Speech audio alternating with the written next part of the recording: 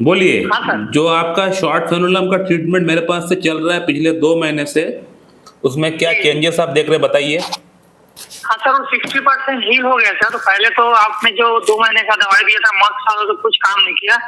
फिर दूसरे बार जब दिया तो सर कैनाबिडिस और क्या पूजा करके ठीक है, जो भी है। उसी को। हाँ, तो वो चल रहा है सर। तो उसमें 60% रिकवर हो गया सर। 60% इम्प्रूवमेंट हुआ है, 60 ना? हाँ 60 सर। वो अगर दवाई कंटिन्यू चलेगा तो होपफुली ठीक हो जाएगा, ऐसा लगता है। अच्छा, तो 60% इम्प्रूवमेंट आपको शॉर्ट फेनुलम में हो गया है। हाँ हाँ, हो गया सर। नमस्कार दोस्तों, अभी आपने जिस पेशेंट का आवाज़ सुना, इस पेशेंट को बेसिकली शॉर्ट फेनुलम की प्रॉब्लम है। शॉर्ट फेनुलम का प्रॉब्लम क्या होता है, मेरे ख्याल से ये तो आप लोगों को पता होगा, कि जो ये वीडियो देख रहा है उनको ये प्रॉब्लम पता होगा कि पुरुषों की जो पेनिस होती है, जो बैक साइड होता है, जो ट्राइंगल शेप जो होता है, जो कि पेनिस का जो शाफ्ट और जो ग्लांस को कनेक्ट करता है, एक छोटा सा पतला धागे जैसा जो एक चमड़ी का स्किन होता है, जो ग्लांस और शाफ्ट का बीच में रहता है, जो कनेक्ट करता है दोनों को, वो वाली एरिया को हम लोग बोलते हैं फेनुलम।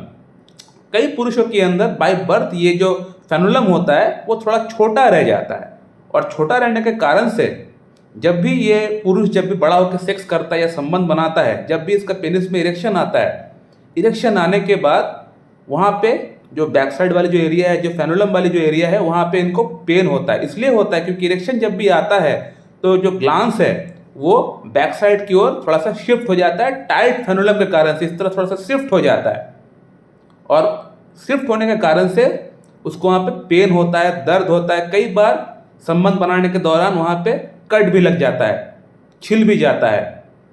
तो ये तभी होता है जिन लोगों का फेनुलम वाली पार्ट शॉर्ट है, बाय बर्थ शॉर्ट है। तो ये एक सर्जिकल कंडीशन मानी गई है, लेकिन होम्योपैथी में हम लोग कुछ ऐसी मेडिसिन का हम लोग इस्तेमाल कर सकते हैं। 8-10 मेडिसिन ऐसी होम्योपैथी में है जो कि सिम्टम्स के साथ अगर हम लोग उसको अगर अप्लाई करते हैं पेशेंट का ऊपर, अगर सिम्टम्स मैच होता है तो इन मेडिसिन को प्रयोग करने से पेशेंट का प्रॉब्लम काफ़ी हद तक सॉर्ट आउट हो जाता है। मेरे पास ऐसे बहुत सारे पेशेंट हैं जिनको मैंने सर्जरी से रोक लिया है, सर्जरी उनको कराने का दरकार नहीं पड़ा है।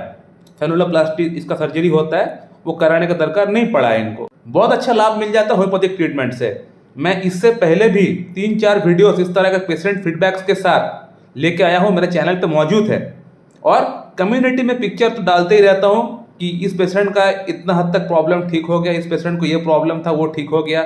बहुत सारे पेशेंट का कम्युनिटी में फीडबैक्स डाला हूँ कि डॉक्टर साहब मेरा आपका ट्रीटमेंट से प्रॉब्लम ऑलमोस्ट ठीक हो गया। मैं पिक्चर उठा कर डाला हूँ, क्योंकि ये जो प्रॉब्लम है इसका पिक्चर हम लोग उठा के यूट्यूब पे डाल नहीं सकते, क्योंकि अगर इसको पिक्चर उठा कर डालेंगे तो यूट्यूब में कम्युनिटी गाइडलाइन का स्ट्राइक आ जाएगा।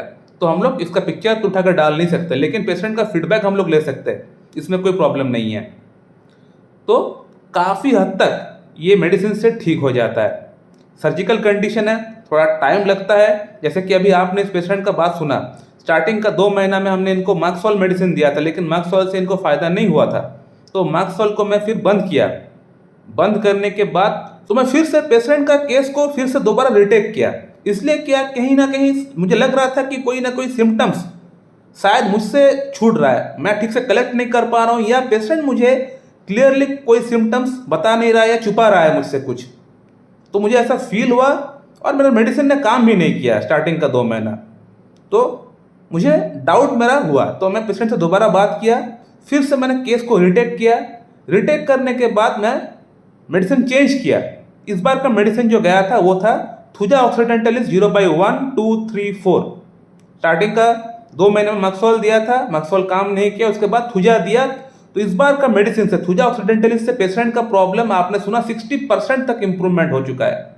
इतना अच्छा इंप्रूवमेंट हो चुका है। इस पेशेंट को थुजा ऑक्सीडेंटलिस क्यों प्रिस्क्राइब किया गया था, इस पर थोड़ा बात कर लेते हैं। ऑलरेडी मैंने कल क्लास पे, जूम सेशन पे, क्लास पे डॉक्टर्स लोग को समझाया है कि क्यों प्रिस्क्राइब किया गया था।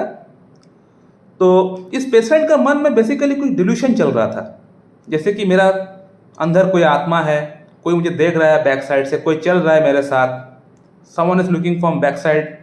इस तरह का कुछ मन में डिल्यूशन चल रहा था। साथ में पेट में कुछ चल रहा है, पेट में कोई हरकत है, एक फिक्स्ड आइडिया है।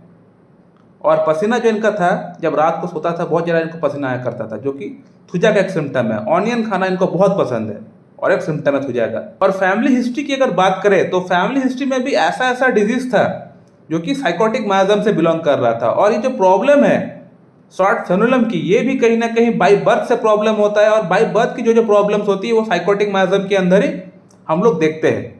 तो इस पेशेंट का अंदर एक एंटी साइकोटिक मेडिसिन का दरकार था और थुजा जो है ये किंग ऑफ एंटी साइकोटिक है। तो थुजा इसलिए प्रिस्क्राइब किया गया है। अभी थुजा से 60% प्रॉब्लम ठीक हो गया है। आगे फिर से प्रिस्क्राइब करेंगे थुजा इनको 0/5, 6, 7, 8। इस बार का मेडिसिन से और अच्छा इंप्रूवमेंट हो जाएगा। सो माय डियर फ्रेंड, आप लोगों ने देख लिया कि कैसे शॉर्ट फेनुलम का प्रॉब्लम को हम लोग ठीक कर सकते हैं। और आपको अपना पेशेंट को ये भी बोलना है कि आपको अपना पेनिस को हर दिन ऑयल से मसाज करना पड़ेगा। कोई एक टाइम 10 मिनट 15 मिनट के लिए आप कर सकते हैं। पूरा पेनिस पे ऑयल लगाइए, लगाने के बाद फोरस्किन को बैक साइड की ओर लेके आइए। उसके बाद इस तरह से थोड़ा आहिस्ता आहिस्ता करके आपको मसाज करना है, थोड़ा जेंटली मसाज करना, थोड़ा सा प्रेशर जनरेट करना है ताकि आपको वहाँ पे पेन भी ना हो और एकदम आहिस्ता आहिस्ता भी नहीं करना, थोड़ा सा वहाँ पे प्रेशर जनरेट हो। इस तरह से आपको मसाज करना पड़ेगा वहाँ पे, ताकि वहाँ पे आहिस्ता आहिस्ता करके एक फ्लेक्सिबिलिटी डेवलप हो। आपको इस प्रकार से आपको हर दिन कोई एक टाइम आपको मसाज करना पड़ेगा। सो माय डियर फ्रेंड, मैं इस वीडियो को यहीं पे एंड करता हूँ। So thank you very much and have a good day.